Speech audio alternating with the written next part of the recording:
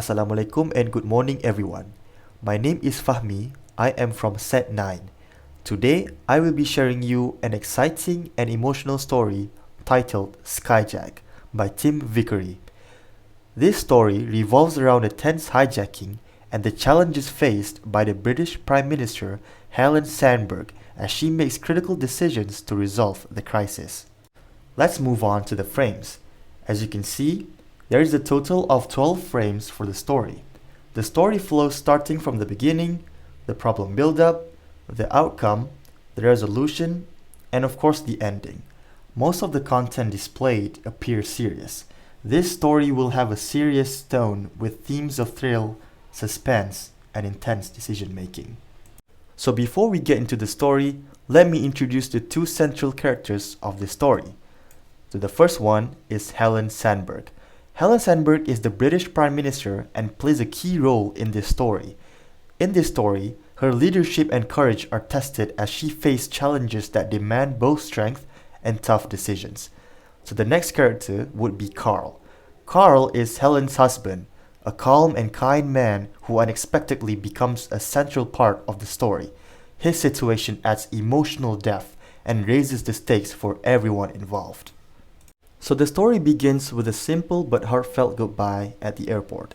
Helen Sandberg, the British Prime Minister, is with her husband, Carl, as he gets ready to board his flight. They share a quiet moment, holding hands and exchanging a few words. Carl gives her a warm and reassuring smile, while Helen stays composed, her thoughts seemingly elsewhere. With Carl's flight number displayed on the board, it's clear Carl will soon board, leaving Helen to return to her demanding role.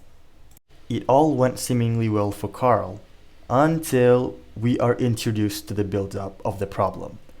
The calm of the flight is interrupted when all of a sudden two masked hijackers rise from their seats.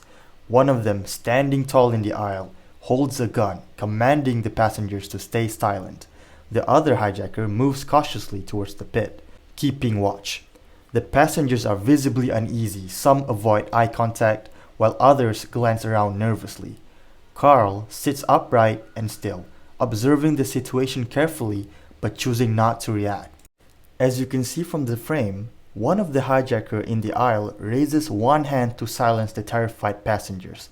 Holding a piece of paper, he reads their demands aloud.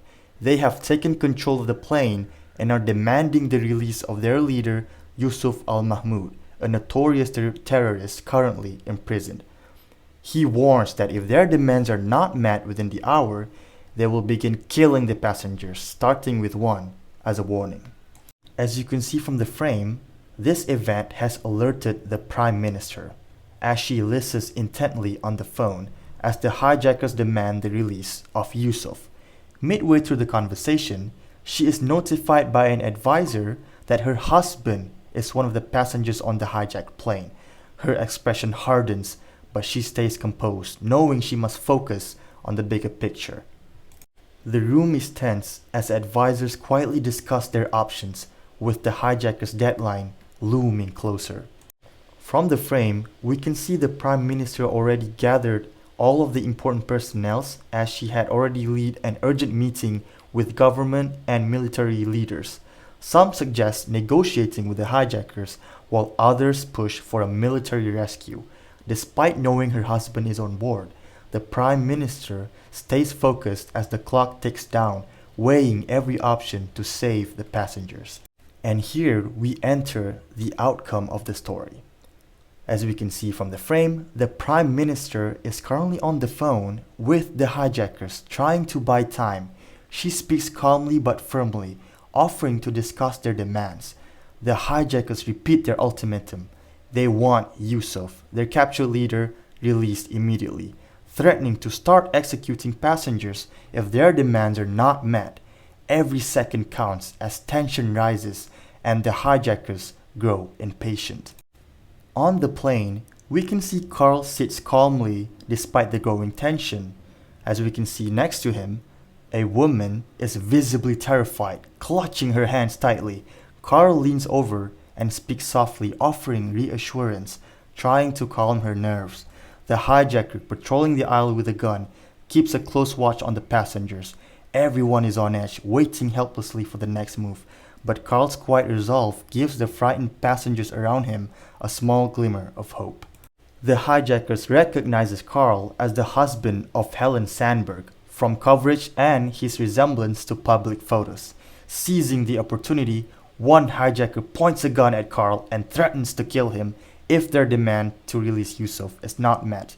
The passengers are now paralyzed with fear as Carl stays calm, knowing his life is now a bargaining chip against his wife. And from here, we enter the resolution of the story. From the frame, we can see Helen Sandberg sits alone at her desk, overwhelmed by the weight of the decision she must make. The hijackers have threatened to kill Carl if Yusuf is not released. Outside her office, her advisors and security team anxiously wait for her next move. With time running out and the stakes deeply personal, Helen decides to authorize a high-risk rescue mission, knowing it could cost lives but might be the only chance she has to save the passengers. Here we can see the Special Forces team gears up for the mission. Dressed in tactical gear and armed with precision weapons, they finalize their plan. The team boards a military transport plane ready to intercept the hijacked aircraft once they land. The operation is set, and the soldiers know their risks, but their focus is unwavering as the brave man prepares to take action. Special Forces storm the plane in a swift and precise operation, overpowering the hijackers before they can even harm any passengers. Chaos erupts at the airplane, but relief spreads as the hijackers were taken down. Carl, shaken but unharmed, is helped to his feet by one of the soldiers and a passenger. Everyone cheered and embraced as their nightmare finally over. On the tarmac, we can see Helen and Carl run into each other's arms. Their embrace tight and filled with overwhelming relief.